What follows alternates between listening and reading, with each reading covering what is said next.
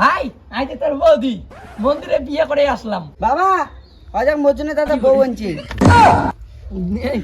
সালা ভাই কিভাবে তোর বউ হবে রে? এটা তোর বৌদি হবে।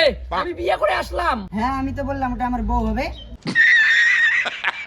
মূর্খ রে, এটা তোর বৌদি, মাইয়া না, মানে আমার মাইয়া তোর বৌদি। হ্যাঁ দাদা আমি ওটাই তো বললাম ওটা আমার মাইয়া হবে।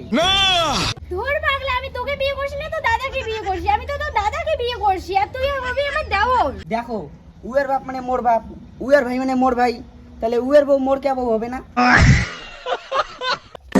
सॉरी मैं बर्थडे पार्टी सोच के তুমি তো বলছো যে তোমার বাড়িতে নাকি একটা ভালো শিক্ষিত ভাই আছে তোমার, তো এসে এমন কেমন পরিস্থিতি দেখছি? তোমার ভাই তো এক নম্বরে গাধা মনে হইতেছে। দেখো বৌদি আমরা দুই ভাইয়ে একটা জিনিস ব্যবহার করি, একটা মোবাইল, একই ঘরে থাকি, একটা বিছনায় থাকি, তাহলে বউ দুটা কিভাবে হবে?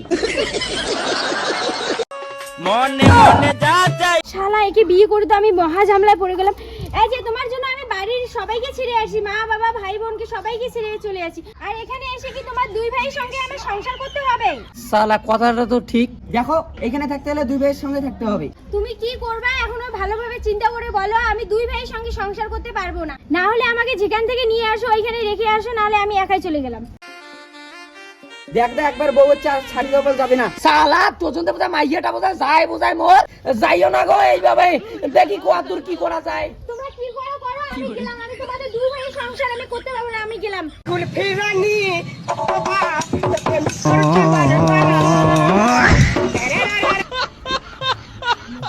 সালা এই ভাইয়ের জন্য আমার মালটা চুদে গেল রে, কত কষ্ট করে আনলাম আমি।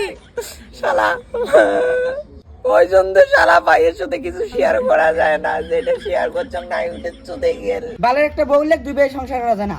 শালা কি বাসনটা না বাসি গেল, এটা বলে আসি দুই ভাইয়ের সাথে সংসার করা হয়? বাপ রে বাপ।